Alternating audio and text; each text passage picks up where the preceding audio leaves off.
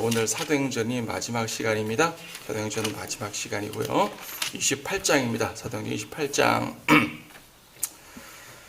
사도행전 28장은 바울이 로마로 들어가는 것으로 끝을 맺는데요. 로마로 들어가는 것 자체가 문제가 아니라 로마에 가서 무엇을 하느냐가 더 중요하죠.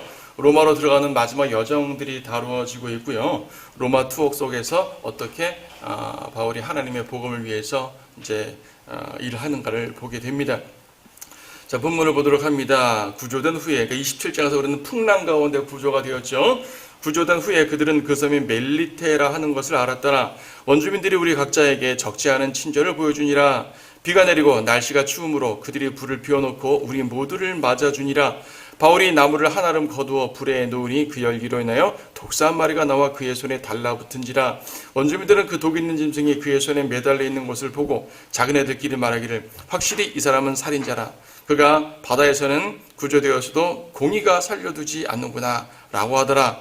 그때 그가 그 짐승을 불에 떨어버렸으나 조금도 상처를 입지 않으니라. 그들은 그가 부어 오르든지 아니면 쓰러져 즉사할 줄로 알았다가 한참을 보아도 그에게 아무 일도 생기지 않음을 보고 자기들의 생각을 바꾸어 말하기를 그는 신이라고 하니라. 그 근처에는 이 섬에 우두머리인 푸블리오라고 하는 사람에게 속한 토지가 있는데 그가 우리들을 영접할 사흘을 친절하게 유숙하게 해주더라 되어 있습니다. 자, 27장에서 이제 풍랑 속에서 14일을 고생한 다음에 이제 어떤 섬에 닿았는데 그 섬의 이름이 28장 1절에서 멜리테라고 하죠. 이탈리아 반도 그 밑에 시칠리아 섬이 있고 시칠리아 섬 밑에 조그만 이제 오늘날 몰타 섬이라고 그러죠. 몰타 섬. 거기가 이제 거기에 북쪽 부분으로 도착을 한 걸로 알려져 있습니다. 멜리테라는 말은요. 영적 적용이 참 가능한 부분이에요. 멜리테라는 말은 이제 카나안 토착 언어로 피난처라는 뜻이라고 합니다. 이 멜리테 섬은 그러니까 카나안 조금 위에 이스라엘 카나안 조금 위가 이제 페니키아라는 지역인데 이 페니키아 지역에서 고대부터 식민지로 건설했던 곳이에요. 페니키아 사람들이 많이 살아요. 그러니까 고대 카나안 언어하고 유사합니다. 그 뜻이 피난처랍니다. 영적 적용이 가능하잖아요. 풍랑을 다 끝나고 보니까 안식처가 주어지는 것이에요. 그리고 이 풍랑은 예수 그리스도와 함께 했고 예수님께서 함께 하시는 모든 고난을 끝나고 안식처에 도착한다는 그러한 영적 적용을 하기에 참 좋은 이름 같아요. 여기 원주민들이 나오는데요. 이 절에서 원주민들. 여러분 원주민들이라고 말하면 꼭 이제 죄송합니다. 아프리카 토인 같은 생각을 많이 하는데 그것은 아니고요. 원래 사는 주민이란 말이죠. 근데 왜 이런 단어를 썼냐 하면은 이제 이 당시가 로마 시대 아닙니까? 로마 시대, 헬라 로마 시대. 헬라 로마 시대에는요. 헬라인들과 로마인들 외에는 모두 야만인이라 취급했어요. 왜 마치 우리나라 동양에서 중국 사람들이 자기네 이외에는 모두 오랑캐라고 취급했잖아요. 마찬가지로 이 사람들도 그리스와 로마 이외에는 모두 야만인, 왜 바바리안이란 말을 쓰죠? 야만인이라고 말하는데 그 말이에요, 이 사람들이. 그러니까 헬라어를 쓰지 못하니까 야만인이란 얘기죠. 근데 이 사람들이 행한 내용을 보세요. 언어로는 야만인인지 모르지만 행위로는 진정한 문명인입니다. 외지 사람들이 폭풍을 이제 뚫고 왔으니까 도와주는 거잖아요. 이제 불을 피워서 온 길을 이제 돋워주고 그들도 3일 동안 계속 먹을 것도 도와주고 많은 것들을 도와줍니다. 도와줘요. 친절을 베푸는 거죠. 하나님께서는 이처럼 천해 보이는 자들을 통해서 선을 이루시는 것을 종종 봅니다. 부유한 사람들이 아니라 천해 보이는 사람들을 통해서 이루실 선을 이룰 때 그것이 더 아름다운 것들을 보게 되죠. 이거 우리가 좀 읽었지만요. 3절부터 이어진 내용 보게 되면 바울이 이제 땔감을 하나를 안아가지고 불에 딱 놓으니까 그 열기 때문에 독사가 따와서 물었단 얘기예요. 독사가 물었어요. 독사의 그 큰 독리, 그렇죠? 송곳니로 콱 물고 떨어지질 않아요. 사람들은 모두 놀라죠. 바울은 별거 아닌 것처럼 툭 던져버렸습니다. 그리고 아무리 기다려도 붙지도 않고 뭐 아무 일도 쓰러지지도 않고 아무 일도 일어나지 않죠. 사람들은 처음에 저 사람 살인자구나, 천벌받았구나. 하지만 아무 일도 일어나지 않는 것을 보고 생각을 바꿔가지고 뭐라 그래요? 그는 신이라 그럽니다. 신이라.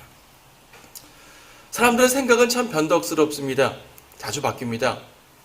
저 앞에 사도행전 14장에 보게 되면 거꾸로 생각이 바뀐 경우가 있죠. 루스트라에서 있었던 일인데 루스트라에서는 이제 바울이 병고침을 행하니까 처음에는 신이라 그랬다가 나중에는 마음을 바꿔서 이제 바울을 돌로 쳐버리는 상황을 보게 됩니다. 사람들은 변덕스럽습니다. 변덕스럽습니다. 그래서 하나님께서는 변덕스러운 사람들의 마음에 의지하지 않고 오직 그분의 일을 수행하시는 것을 보게 되죠. 8절부터 보니까 그때 푸블리오의 아버지가 열병과 이질로 알아 누웠는데 바울이 들어가서 기도하고 그에게 안수하여 낫게 하니라. 이 일이 있은 후에 섬에 있는 다른 병든 자들도 와서 고침을 받으니라. 뿐만 아니라 그들은 후한 예절로 우리를 대접하고 떠날 때에도 필요한 물건들을 배에 실어주니라. 섬 사람들의 후한 예절입니다. 가만 생각해 보세요. 이 바울은, 그러니까 이 배는요, 백부장이 가만 볼 때, 혹은 다른 사람들이 볼 때, 풍랑 가운데서도 누구 때문에 살았어요, 지금? 바울 때문에 살았죠? 바울 때문에 사는 거예요. 백부장이나 선장이나 선주, 혹은 이 항해하는 선원들 때문에 사는 것이 아니라, 바울 때문에 살았던 것입니다. 바울이 그들을 모아놓고, 음식도 먹으라고 권하고, 하나님께서 분명히 도와주실 거라는 안심도 주고요. 잘했어요. 바울이 대장이었죠. 그 다음에 섬에 도착한 다음에도 사람들이 누구 때문에 친절을 베푼 거예요, 지금? 바울 때문에 친절을 베풀었잖아요. 바울이 이적을 해가니까 사람들이 그를 신이라 라고 추앙할 정도가 되었었고요. 또 우두머리 푸블리오의 아버지의 병을 고쳐주었고요. 콜레라 같은 병이었던 것 같아요. 치유해 주었고, 다른 사람들도 와서 수많은 사람들이 치유를 받고요. 누가 한 거죠? 하나님께서 바울을 통해서 하셨습니다. 누구 때문에 이 뱃사람들이 친절을 받은 거죠? 호의를 받은 거죠? 바울 때문이에요. 자, 누가 진짜 대장이에요? 바울의 대장입니다. 선장의 대장 아닙니다. 백부장의 대장 아닙니다. 오직 하나님의 사람이 그들이 겪는 모든 고난을 이겨낼 수 있는 힘이 되는 것이에요. 여러분들은 세상에서 초라하고 낮고 작을지 모르지만 하나님과 같이 가서 보게 되면 여러분들의 대장이란 말입니다. 세상이 우리를 이끌지 못합니다.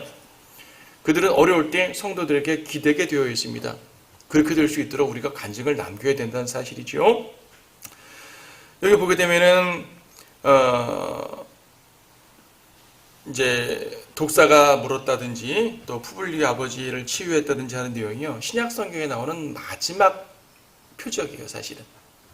이런 표적을 해야 하는 것 자체가 사도 바울이 이제 사도의 표적이라 그러죠. 바울은 나는 사도다, 그렇죠? 바울의 사도성을 증명하는 내용인데, 이 내용은 여러분 마가복음 마지막 장에 있는 내용과 동일하죠.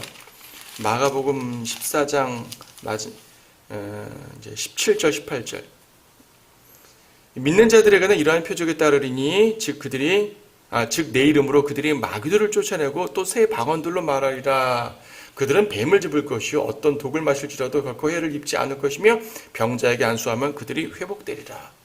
지금 17장 17절은 사도행전 초기에 오순절에 방언으로 이제 복음 전파한 내용을 말할 수 있고, 18장은 사도행전 마지막에 뱀에 물리고도 해를 입지 않는다든지 하는 그런 모습으로 적용할 수가 있죠. 어찌 보면 사도행전은요, 마가복음에서 승천하신 예수님께서 마지막으로 예언하시는 그 말씀에서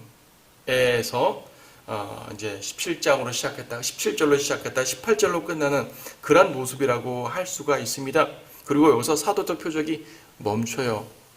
바울은 디모데후서 4장에서 디모데의 위장병 치유를 위해서 이제 안수하거나 기도하지 않고 이제 약으로 포도주를 쓰라고 말할 정도였었습니다. 더 이상 사도적 표적이 등장하지 않습니다. 바울 이후로 종종 역사 속에서는 기적이 일어나긴 했지만, 그러나 사도적 표적으로서 이러한 이제 표적들은 나타나질 않아요. 그러니까 오늘 은사주의자들이 이런 표적을 통해서 무언가를 하려고 한다면 그들은 성경적으로 이제 잘못됐고 가짜라는 사실을 알 수가 있습니다. 이 이후에는 서신서들을 통해서만 바울의 내용을 좀 알 수가 있는데, 서신서에서 바울이 치유했다든지 어떤 기적을 행했다든지 그런 말들이 등장하지가 않는 것이죠. 자, 10절에서 이제 이들이 후한 예절로 뱃사람들을 대접했어요. 여기 보거든 복음을 전했던 말은 따로 나와 있지 않습니다. 항상 병든 자를 치유하고 복음을 전하는데 여기서는 그런 언급은 없어요. 하지만 복음을 전했다고 우리가 보는 것이 맞겠죠. 하나님께서는 바울에게 모든 사람들을 바울에게 이제 주신다고 하셨었고요. 이 섬에서도 후한 예절을 통해서 이제 나가게 되었습니다. 11절 드디어 로마로 들어가는 거죠. 석 달 후에 우리는 그 섬에서 겨울을 지낸 알렉산드리아 배로 떠났으니 그 배의 기호는 카스토와 플럭스라. 우리는 시라쿠스에 당도하여 사흘을 지체하다가 거기에서 항로를 돌려 레기온에 당도하여 하루를 지낸 뒤에 남풍이 불므로 그 다음날 푸티올리에 이르니라. 그곳에서 형제들을 만나 그들이 간청함으로 그들과 더불어 7일을 머물다가 로마로 떠나니라. 거기서부터 형제들이 우리의 소식을 듣고 아피오 광장과 새 여관까지 맞으러 나오니 바울이 그들을 보고 하나님께 감사드리며 용기를 얻더라. 여러분 여기 지도를 한번 보시죠. 네. 지도를 보시게 되면은 카이사라에서 출발했습니다. 출발해서 시돈으로 갔고요. 거기서 팜필리아 바다를 쭉 통과해서 무라 도착해서 배를 갈아탔습니다. 그리고 크니도 앞에서 이제 항해가 순탄치 못해서 크레테로 들어왔죠. 아름다운 항구로 와가지고 원래는 페니케로 해가지고 이렇게 올라가려고 했을 거예요. 그러니까 이 배 자체는 원래 처음부터는 이렇게 해가지고 아예 정상적으로 이 연안을 따라서 가서요 이렇게 들어갈 계획이었을 겁니다. 여기 이탈리아에 있는 이제 회색 선이 보이죠? 이게 이제 아피아 가도라 그래가지고 이탈리아의 고속도로입니다. 말하자면 로마의 고속도로. 요게 도착해서 쭉 올라가려고 했었을 것입니다. 하지만 크니도 앞에서 막혀서 크레테로 왔죠. 그래서 페니케로 가가지고 여기서 이렇게 가려고 했습니다. 이게 이들의 원래 계획이에요. 근데 여기서 막혔죠. 그래서 풍랑을 만나서 고생한 다음에 멜리테로 왔고요. 오늘은 멜리테에서부터 시작했습니다. 시라쿠스로 왔습니다. 시라쿠스는 시칠리아에 있는 섬이 항구고요. 레기온은 이탈리아 반도가 장화처럼 생겼잖아요. 구두처럼 생겼죠. 발가락 끝에 있는 레기온으로 왔고요. 그 다음에 배를 타고 푸티올리로 왔고, 그 다음에 이제 아피오 광장으로 가는데 여기서부터가 로마 이제 진영이에요. 로마 도시는 여기지만 로마 근교죠. 세요관 아피오 광장으로 해가지고 로마로 진입하게 됩니다. 이러한 경로로 들어가게 되는데요. 11절에 보니까 역시 알렉산드리아 배로 갔습니다. 처음에 무라에서 이제 배를 탄 것도 알렉산드리아 배였었어요. 알렉산드리아 배. 다시 이제 성경 본문으로 돌아오세요.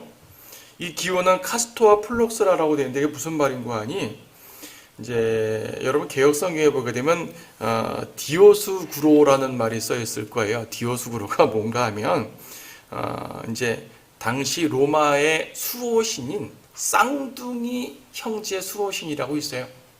그 쌍둥이 형제를 한꺼번에 말하면 디오스쿠리라고 말하고 이 둘을 각각 말하면 카스토와 폴록스라고 말합니다. 이 형제 각각의 이름이에요. 배의 기호가 카스토와 폴록스라는 말은 배 앞에 이렇게 문양처럼 붙였단 말이죠. 오늘날 깃발로 하는 것처럼 배에다 문양처럼 아예 조각해서 붙였을 것 같아요. 이 둘이 아마 대부분의 로마 선박에는 이 카스토와 폴록스를 붙였다고 말합니다. 그만큼 이들이 바다를 수호하는 수호신이죠. 선원들은요, 풍랑을 만나서 고생하다가 하늘이 개서 쌍둥이 별자리를 딱 보게 되면 우리는 드디어 살았구나 라고 느낀다고 합니다. 그만큼 지중해에서 쌍둥이 별은 되게 중요하다고 여겨졌어요. 그 사람들에게. 아마 먼저 그들이 파괴됐던 이 배도 이 쌍둥이 별자리를 붙여놨을 거예요. 당시 대부분의 로마 배들은 그랬다고 합니다. 근데 어때요? 쌍둥이 신이 그 배를 보호했나요? 아니죠. 다 깨졌죠. 보호한 건 누구였습니까? 바로 하나님이었습니다. 신들은 보호하지 못합니다. 오직 하나님만이 그들을 보호하는 거죠. 자, 어쨌든 배를 타고 떠났습니다. 시라쿠스에서 사흘을 지체했다는 말은 남풍이 불지 않아서 사흘 멈췄다는 얘기고요. 레기온에서 하루 만에 갔다는 얘기는 남풍이 하루 만에 불었다는 얘기예요. 별거 없어요. 푸티올리에 도착했다 그랬죠. 푸티올리는 이제 이탈리아 중부로 올라가서 로마 가까이 옵니다. 14절 보니까 그곳에서 형제들을 만났다 그래요. 드디어 이탈리아에서 처음으로 형제들을 이제 만나는 거죠. 그리고 7일을 머물다가 죄수를 압송해가는 백부장이 한 죄수가 7일 동안 머물지 않으니까 그걸 들어줘요. 이게 가능합니까? 여기서부터는 육로로 갑니다. 바람을 기다릴 필요도 없어요. 바다로 가는 게 아니니까 육로로 갑니다. 그냥 가면 돼요. 근데 죄수의 형제들이 와가지고 성도들이 와가지고 좀 교제합시다 그랬더니 7일을 기다려줬어요. 대단하지 않아요? 무슨 말입니까? 상당한 호의를 얻었죠. 바울은 그런 호의를 얻을 자격이 있습니다. 우리가 지금 사도행전에서 쭉 봤을 때 27장부터 봤을 때 그 모든 풍랑 가운데서 바울이 행했던 그 리더십 대장의 모습을 보게 되면 바울은 충분히 그럴 자격이 있었죠. 자, 거기 아피오 광장 세여관, 여기 지도를 다시 한번 보게 되면 아피오 광장 세여관이란 말 나왔잖아요. 말하자면 이제 이 고속도로입니다. 로마부터 쭉 이쪽까지 내려오는 아드리아해까지 가게 되는 고속도로인데 고속도로의 초반부에 말하자면 만남의 광장이에요. 우리식으로 말하면 휴게소죠. 고속도로 휴게소입니다. 개혁성경에 3관에 이르렀다 말하니까 3관이 무슨 어떤 특별한 곳 같은데 여관이 3개 있는 장소란 말이에요. 왜 이제 사람들 여행을 많이 하는 곳에는 숙소가 있게 마련이지 않습니까? 세여관이라는 곳에 이르러서 가게 되는데 로마에서 세여관까지는 대략 50km 정도가 돼요. 세여관에서 아피오 광장까지는 대략 한 20km 정도가 됩니다. 그러니까 이 푸티올리에 사는 형제들을 만난 건데 여기 세여관이나 아피오 광장에 왔을 때는요 로마에 있는 성도들이 온 거예요. 이 사람들이 50km, 70km를 걸어서 왔어요. 와가지고 바울을 맞았죠. 그래서 바울을 맞았다는 말을 헬라어로 보고 좀 더 특별한 표현이 쓰여 있습니다. 그거 보게 되면 15절에서 세여관까지 바울을 맞으러 나왔다 그랬잖아요. 그래서 맞으러 나왔다, 맞았다라는 말은 헬라어로 아판테시스라고 하는데 이 단어는 어떨 때 쓰는 단어냐 하면 본국에서 사신이 오게 되면 사신을 영접하러 나가는 그런 마중의 개념이에요. 그냥 친구를 마중 나가는 개념이라기보다도 사신을 마중 나가는 개념, 또 제국에서 이제 고위 관리가 오게 되면 그 지방 이 관리들은 그를 맞으러 나가야 될 거 아니에요. 영접하여서 그냥 영접하는 것이 아니라 저만큼 나가서 영접해요. 그리고 목적지에 도착할 때까지 이제 혹이 어떠한 위험이 있지 않을까 하고 호위합니다. 이게 바로 아판테시스라는 헬라어의 개념입니다. 그러니까 이 사람들이 성도들이 맞으러 나온 것은 단순하게 개인적으로 친분이 있거나 보고 싶어 차원이 아니라 왕의 사신을 맞아들인다는 그러한 개념이 들어있는 말입니다. 엄청나죠? 바울은 하나님께서 그렇게 취급해 주신 거예요. 바울은 그 모습을 보고요. 15절에서 그 모습을 보고 용기를 얻습니다. 자, 아무리 바울이 카이사에게 상소했다 하더라도 이게 쉬운 일이 아니잖아요. 풍랑에서 하나님께서 보호해 주셨다 약속한 건 맞지만 카이사 앞에서 자신을 변호하는 것이 쉬운 일이 아니잖아요. 하지만 용기를 얻습니다. 사실 카이사에게 상소하는 것은 외형적인 목적이고 바울의 진정한 목적은 무엇입니까? 로마, 즉 제국의 심장부에 가서 복음을 전하는 것이 바울의 목적이고 역시 하나님도 그런 목적으로 바울을 이곳에 이끄셨습니다. 두렵죠. 왜 안 두렵겠어요? 두렵죠. 하지만 이런 것들을 보고 용기를 얻습니다. 하나님께서는 그렇게 만들어주시는 것이에요. 이런 모습 보게 되면 바울이 도무지 죄수라고 느껴지질 않아요. 팔의 결박창고를 제외하고는요. 바울은 도무지 죄수의 모습이 아닙니다. 그는 승리자입니다. 예수 그리스도의 승리를 이어받아서 그분의 승리를 갖고 나아가는 사람입니다. 바로 여러분들이 그랬습니다. 바울은 결박당했지만 바울의 방문 목적은 뭐예요? 로마에 왜 갔죠? 로마에 간 영적 목적은 뭡니까? 로마에 있는 성도들을 세워주기 위해서입니다. 로마 교회를 세워주고요. 그 성도들을 격려하고요. 서로 위로받고요. 그들에게 또 믿지 않는 자들에게 복음도 전파하고요. 하나님의 거룩한 일을 전달하는 바로 하나님의 대사죠. 바울은 대사로서의 대접을 받은 것이에요. 결박당했지만 바울은 도저히 죄수의 모습이 아닙니다.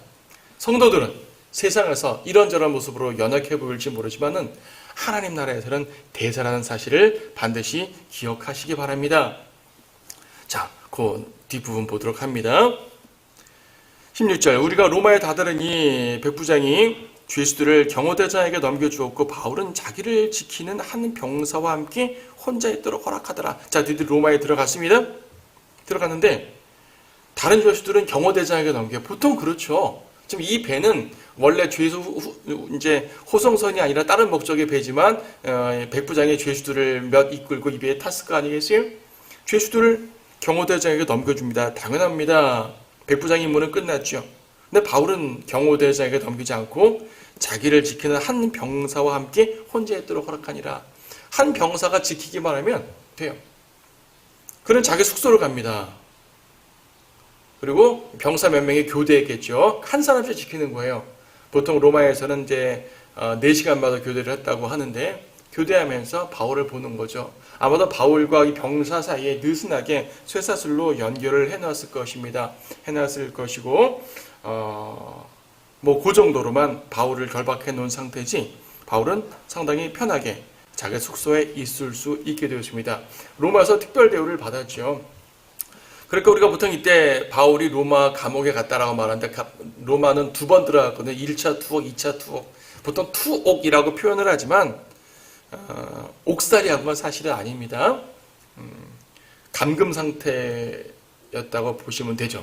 23절에 보니까 숙소라는 말이 나와요. 숙소에서 이제 감금돼 있는 상태에서 생활을 했습니다.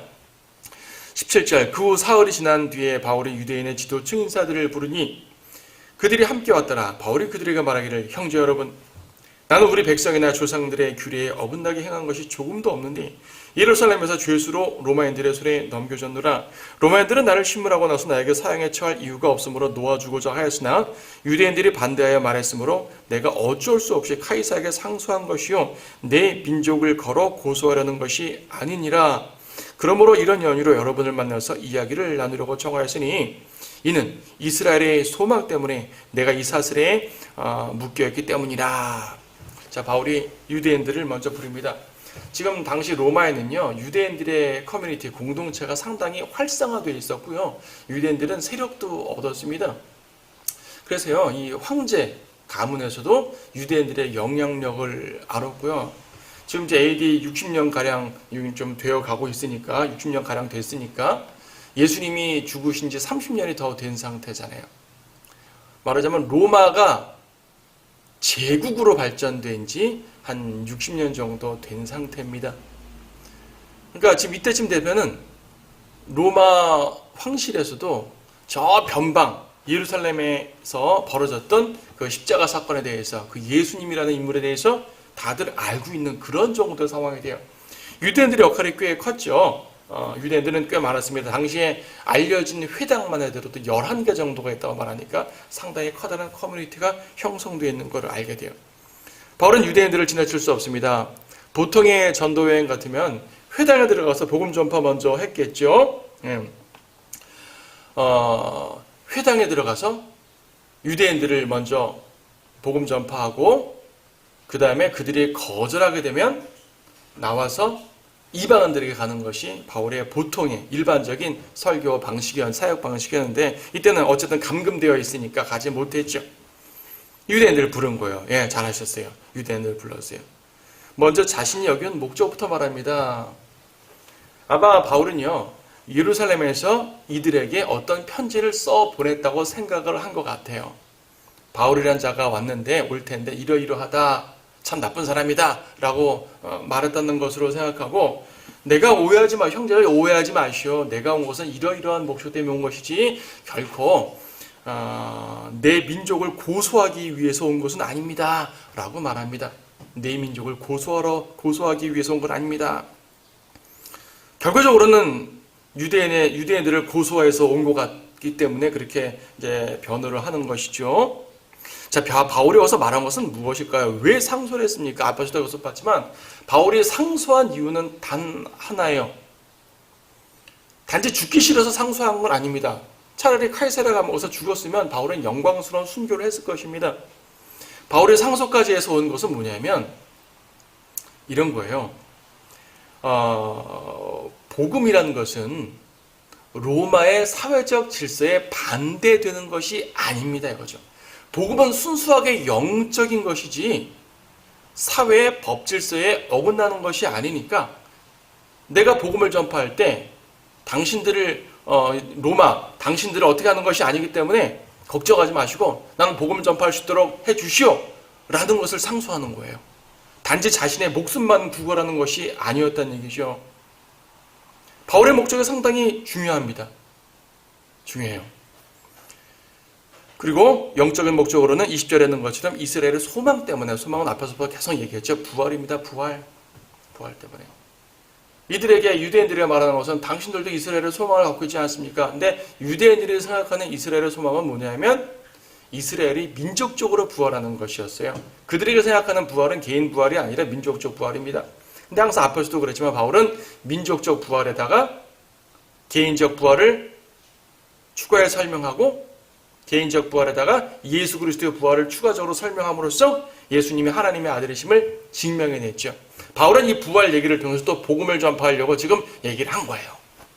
자기 자신 여기 온 것을 변호함과 동시에 복음을 전파하려고 한 것이죠. 근데 21절에서 그들이 뭐라 말합니까? 그들이 바울에게 말하기를 우리는 유대로부터 당신에 관하여 편지를 받은 바도 없고 또 형제들 가운데 누가 와서 당신에 관하여 나쁘게 보이거나 말하려고 한 일도 없었느니라. 그러나 우리는 당신이 생각하는 바를 당신으로부터 듣기를 바라니 이는 이 종파에 관하여는 어디서나 반대받는 것을 우리가 알기 때문이라. 여러분 여기서 22절에서 이 종파에 관해서이라는 말, 이 종파란 말이 영어 단어로 섹트라 그래요. S-E-C-T, 섹트. 섹트란 말 어디서 본 것 같지 않아요? 어디서 봤냐면은 이제 그 24장에서 나오는데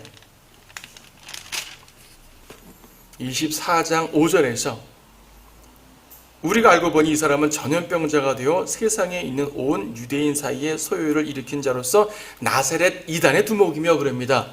여기서 이단이라는 단어를 섹트라는 단어를 썼어요.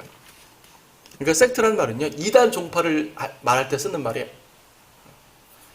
크게 큰 틀에서 종교를 말할 수가 있고 종교 안에 수많은 종파들이 있잖아요. 종파를 섹트란 말하는데 바리새파 같은 경우도 바리새파, 가장 엄격한 섹트라고 말하죠. 사두개파도 섹트라고 말합니다. 특히 나사렛파를 섹트라고 말할 때는 여기서 이단이라는 개념이 강했어요. 그래서 이들은 지금 역시 바울의 말을 듣고 나는 우리는 당신에 대해서 예루살렘에서 지시를 받은 바가 없기 때문에 지금 당장 당신에 대해서 어떻게 할 의향은 없습니다. 하지만 나사렛파 얘기를 한다고 하니 들어봅시다. 왜냐하면 그 파는 어디서나 반대받는 것을 우리가 알기 때문이라. 그 파가 이단이라고 생각하는데 당신은 왜 그걸 믿는지 한번 당신의 입장을 한번 들어보겠소 라고 말하는 거죠. 그래서 첫 번째 만남에서는 특별한 성사를 이루어지지 못했어요. 성과를 이루지 못했습니다. 그래서 23절 보니까 다시 나를 잡았습니다. 다시 나를 잡은 것은 본격적으로 복음을 전하기 위해서였죠. 아마 바울은 이 기간 동안 상당한 기도로 준비를 했을 것입니다. 23절 그 후 그들이 그와 나를 정하여 많은 사람이 그의 숙소로 찾아오니 더 많은 사람이 왔어요. 앞에서는 지도층 인사 정도만 왔는데 이제는 그 사람들이 얘기해서 우리 한번 같이 가서 들어봅시다. 그 사람이 무엇을 말하는지 들어봅시다. 왜냐하면 당시 로마에는요 유대인들도 있지만은 그리스도인들이 이미 많이 있었기 때문이에요. 로마 교회는 바울이 세운 교회가 아닙니다. 이미 교회가 형성되어 있었고 바울은 그들을 격려해 주러 갔습니다. 그렇다고 천주교가 말하는 것처럼 베드로가 세운 것도 아니죠. 베드로가 세운 것도 아닙니다. 자, 숙소를 찾아왔습니다. 그가 아침부터 저녁까지 강론했습니다. 하루 종일 12시간 이상을 강론했을 거예요. 강론하고요. 바울이 하루 종일 강론하는 것에 익숙했습니다. 트로아에서는 밤늦게까지 강론함으로써 유두거란 사람이 창에 떨어져 죽기까지 했으니까 바울이 이 많은 시간을 강론하는 것은 바울에게는 문제가 되지 않아요. 바울은 이미 상당한 나이가 들어서 늙은 사람이 되었지만 그래도 그는 복음에 대한 열정만큼은 이제 끝이 없이 강했습니다. 하나님의 나라를 증거했습니다. 또 모세의 율법과 선지자의 글로써 예수에 관하여 그들을 설득시켜더라. 모세의 율법과 선지자의 글이란 말은 구약성경이잖아요. 구약성경으로서 예수님을 전파했다는 말은 구약성경에 예언된 그 모든 예언과 율법에 대한 내용들이 사실은 바로 이분, 나사렛 예수, 이분을 가리키고 있는 것이다. 바로 예수님을 예언하고 있는 것이다. 그러므로 예수님이 바로 그리스도다. 이걸 쭉 설득시키는 거예요. 그러다 보니까 24절에서 그 중에는 그가 말한 것을 믿는 사람들도 있고 또 믿지 아니하는 사람들도 있어서 자 보세요. 지금 바울이 쭉 1, 2, 3차 전도 여행을 다닐 때마다 유대인의 회당에 들어갔는데 회당에서의 대부분의 반응은 믿지 않는 겁니다. 극소수만 믿고 대부분은 믿지 않아요. 뭐 데살로니가라든지 베레아에서 조금 유대인들이 좀 믿긴 했었지만 대부분의 지역들은 유대인들이 믿지 않고 이방인들의 열매를 많이 맺었죠. 지금 사도행전 28장 마지막 부분도 마찬가지입니다. 이 믿는 자들도 있고 믿지 아니하는 자들도 있다고 말했지만 믿는 자들이 그렇게 많은 것 같진 않아요. 여기서 우리가 알 수 있는 것은 뭡니까? 복음은 사람들을 화합시키는 거라고 생각할 수가 있는데 어떤 경우에 복음은 사람들을 분열시킵니다. 복음이 화합시키는 것은 이거예요. 하나님과 죄인을 화해시키는 것은 복음이 화해를 말하는 복음이고 우리가 보통 화평의 복음이라 말하는데 화평이라는 것은 하나님과 죄인의 원수 맺음 상태에서 화해시키는 것을 바로 이제 화평의 복음이라고 말하는 거지 사람과 사람과의 관계에서 무조건 화평케 하는 것이 아닙니다. 때로는 화평케 할 수가 있고 때로는 이처럼 분열을 일으킬 때가 있죠. 분열. 어떨 때 그렇습니까?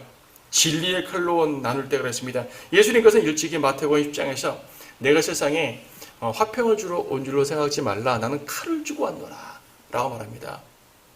아버지와 아들이, 어머니와 딸이, 시어머니와 며느리가 서로 갈라지게 되고 사람의 원수는 그 가족 중에 있으리라고까지 말씀을 하셨습니다. 진리가 사람들을 때때로 갈라놓기도 하는 거죠. 이와 마찬가지로 말입니다. 자, 25절 서로 의견이 맞지 않아 자리를 뜰 때 바울이 한마디 부언하기를 성령께서 선지자 이사야를 통하여 우리 조상에게 잘 말씀하셨도다. 말씀하시기를 이 백성에게 가서 말하되 너희가 듣기는 들어도 깨닫지 못할 것이요 보기는 보아도 알지 못하리라 하라. 이 백성의 마음이 무디어지고 그들의 귀는 듣는데 둔하고 그들은 자기들의 눈을 감았으니 이는 눈으로 보지도 못하고 귀로 듣지도 못하며 마음으로 깨닫지도 못하고 회심하지도 못하게 되어 나로 그들을 치유하지 못하게 하려 함이라고 하셨느니라. 그러므로 하나님의 구원을 이방인들에게 보낸 것과 그들이 그것을 들을 것을 너희가 알라. 이사야의 말씀을 인용해서 이사야 6장 말씀을 인용했는데요. 이사야 6장은 이제 이사야가 하나님께 부르심을 받는 장면입니다. 하나님께서 에게 자 가라, 내가 너를 누구에게 보내겠다. 근데 보통은 보내면요, 보냄받은 그 무리가 믿어야 될 거 아니겠어요? 근데 믿지 않는데요. 믿지 않는 무리에게 보낸답니다. 이것은 예수님께서도 복음서에서 몇 번 인용하셨는데요. 마태복음이나 요한복음에서 이 말씀이 인용하시는 데가 뭐냐면 예수님께서 그분의 백성인 유대인들에게 왔으나 유대인들이 거절할 때 이 말씀을 합니다. 거절할 때. 지금 사도행전의 끝, 28장 끝이잖아요. 지금 바울은 유대인들에게 나는 이제 이방인들에게 갈 거야 라고 앞에서도 종종 말했어요. 유대인들이 받아들이지 않으니까 이제 나는 이방인들에게 갈 거야 라고 말을 했지만 그때마다 계속 유대인에게 갔었습니다. 바울은요. 근데 마지막으로 유대인들이 거절하네요. 이젠 나 진짜 이방인에게 갈 거야. 너희들이 이렇게 안 받아들이는구나 라고 말하죠. 바울이 이사서를 인용하면서 말합니다. 정말 당시 유대인들은 지금도 마찬가지지만요, 소경이에요. 귀머거리예요. 그들은 눈은 떴으나 보지 않으려고 작정하고 눈을 감고 있기 때문에 그들은 소경보다 더 심한 소경이죠. 그들은 귀가 열렸으나 듣지 않으려고 작정하고 귀를 막았기 때문에 그들은 귀머거리보다 더 큰 귀머거리가 되어버린 것이죠. 이스라엘의 영적인 불구 상태를 보여줍니다. 오늘날까지 유대인들이 그렇잖아요. 이것은 주님께서 오시는 재림 때에 가서야 회복될 것이기 때문에 다만 그때까지 극소수의 유대인들만 구원을 받겠죠. 우리는 그들을 위해서도 기도를 해야 될 것으로 압니다. 29절 보게 되면 그가 이 말을 마치니 유대인들이 자리를 뜨더라. 그리고 그들 사이에 상당한 쟁론이 있더라. 쟁론. 앞에서도 쟁론이 있었지만 이때의 쟁론은 좀 더 컸어요. 왜 더 컸냐면 앞에서는 단지 그러니까 24절에서는요. 바울이 구약 성경을 들어서 예수님이 그리스도다 이 내용에 대해서 말했을 때 성경을 비교해보니까 맞는 말씀 같아 라고 고개를 끄덕이는 유대인들도 많이 있었단 말이에요. 그런데 지금 28절에서는 하나님의 구원이 이방인에게 간다. 유대인들을 버리고 이방인에게 간다라고 말하니까 유대인들은 여기서는 더 발끈해버리는 거죠. 아니 어떻게 저렇게 말할 수가 있어? 그렇죠. 그래서 이 이후로도 유대인들에게 물론 기회를 닿는 대로 복음을 전했겠지만 큰 틀에서 유대인의 역사는 사라지고 이방인들에게만 복음을 전파하는 하나님의 경륜적인 변화의 모습을 보여주는 거예요. 그래서 사도행전은요, 시작은 유대인들에게 복음을 전했잖아요. 비록 이방 땅에서 온 유대인들이지만 유대인들에게 복음을 전하는 걸로 시작했고, 베드로를 통해 유대인 사역을 했었지만 점점점 이방인 사역으로 가게 되고, 사도행전 끝에는 아예 이방인 사역 쪽으로 가게 됩니다. 그래서 사도행전을요, 유대인으로 시작해서 이방인으로 끝나는 과도기적인 책이라고 보통 말해요. 유대인으로 시작해서 이방인으로 끝난다. 그렇죠? 네. 30절, 바울이 만 2년을 자기 셋집에서 지내며 자기에게 오는 모든 사람을 맞아들여 하나님의 나라를 전파하고 주 예수 그리스도에 관한 일들을 가르치되 모든 담대함으로 하였으니 아무도 그를 금하는 사람이 없었더라. 이거 보세요. 이 2년의 기간 동안 바울은 이제 자유롭게 왔다 갔다 하면서 복음을 전파하지 못하지만 사람들을 얼마든지 불러서 그들에게 복음을 전할 수가 있었습니다. 찾아오는 사람들에게 어떠한 장애도 받지 않고 복음을 전했죠. 이때가 1차 투어 기간이고요. 감금당한 상태, 그리고 이제 2년 후에 석방이 됩니다. 한 4, 5년 정도 자유를 누리고 여기저기 다니면서 복음 전파한 다음에 67년 혹은 68년경에 다시 잡혀와요. 2차 투옥이죠. 이때는 죽습니다. 순교당합니다. 지금은 사도행전은 1차 투옥으로 끝납니다. 1차 투옥 이후에 석방되고 2차 순교하는 그런 장면은 서신서에서 우리가 내용을 간략하게 볼 수 있을 따름이에요. 31절을 마무리하면서 한 단어를 집중하고자 합니다. 31절에서 하나님의 그리스도에 관한 일들을 가르치되 모든 담대함으로 했다 그랬어요. 맨 마지막, 아무도 그를 금하는 사람이 없었더라. 사도행전의 맨 마지막 단어가 금하는 사람이 없었다라는 것이 맨 마지막 단어예요. 헬라어로도 아콜리토스라고 말하는데 이게 이제 사도행전의 맨 마지막 단어거든요. 아콜리토스, 금하지 못한다. 이게요, 법적인 표현이래요. 법률 용어랍니다. 로마는 법이 참 발달된 도시라, 제국이라 그랬잖아요. 법적인 용어예요. 법적으로 판사가 금하지 말라 땅땅땅 치는 그러한 용어입니다. 이 말이. 바울이 복음을 전하는데 비록 세상에서는 복음을 전하나 말라 박해하나 마나 하지만은 하나님의 법정에서 승인된 일이란 얘기예요. 아무도 금하지 못할지니라 땅땅땅. 하나님의 법정에서 승인된 일입니다. 아콜리토스. 자유롭고 아무도 방해받지 못한 상태에서 복음을 전합니다. 이 복음의 역사는 주님이 오실 때까지 계속될 것이에요. 바로 여러분들에게 사도행전 1월 28장에서 끝나는 것은 사도적 역사가, 사도적 표적과 사도적 증거가 여기서 끝나기 때문이지, 그래서 더 이상은 사도란 말을 쓸 수가 없어요. 하지만 그 성령의 역사는 오늘 우리에게까지 이루어져서 주님이 공중에서 우리를 부르시는 그날까지 결코 멈추지 않을 것입니다. 그때까지 우리의 복음은 아무도 막을 수 없는 복음이에요. 오늘 28장에 이제 성경 공부 제목을 아무도 막을 수 없는 복음이라 그랬는데, 왜냐하면 하나님의 법정에서 승인된 복음이기 때문입니다. 자, 사도행전을 마무리합니다. 우리 기도하고 마치도록 하겠습니다.